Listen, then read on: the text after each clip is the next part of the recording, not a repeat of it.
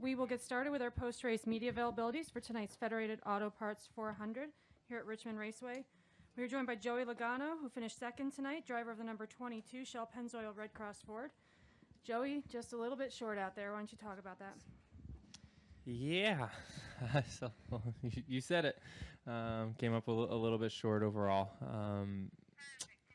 Yeah, it stings a little bit. Last time we were sitting here after a race, it was after a win, and this time it was after a second, which, overall, if you look at a Richmond overall for a season with the two races, you'd say, yeah, it's pretty good, a first and a second. But just overall, obviously it stings to come up one spot short and not be able to get into the playoffs. It's, it is what it is. It's reality, and we will, move on. This is the test of our character, not only as a driver but as a team, and the way we handle these next 10 races. We don't, want to, roll over.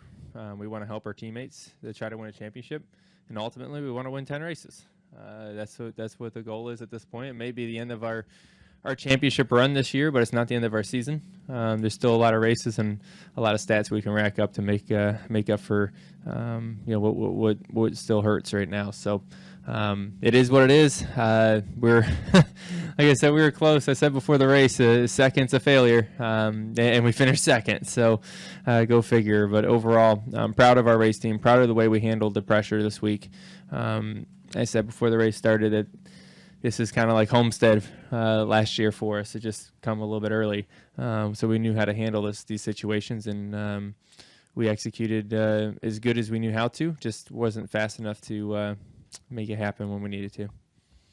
All right, we'll open up to questions for Joey. Please raise your hand. We'll get a wireless mic. We'll start back here with Zach.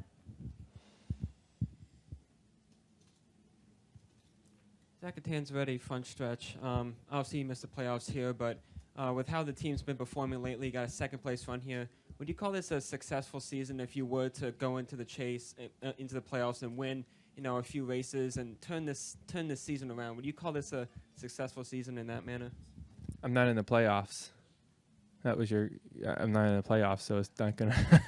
I mean, a successful season is winning the championship, and that's not going to happen this year. Can we win a bunch more races and call that success? Yeah, for that last 10 races, yeah, we'll be happy with that, and we'll still celebrate victories. But the ultimate goal when we go down to Daytona every year for the first race is win the championship. That's all we talk about. We came up one spot short last year, and then this year we came up one spot short to just being in it. So just it's a humbling sport. It's just how it is sometimes. So. We put ourselves in this position, and we'll live with it, and we'll fight hard to come back. Any additional questions for Joey? Over here. Hey, Joey. Kaylee.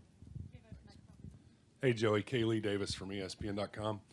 So you're still young, but every year that goes by that you don't win a championship, does it start to eat at you a little bit because you're so competitive?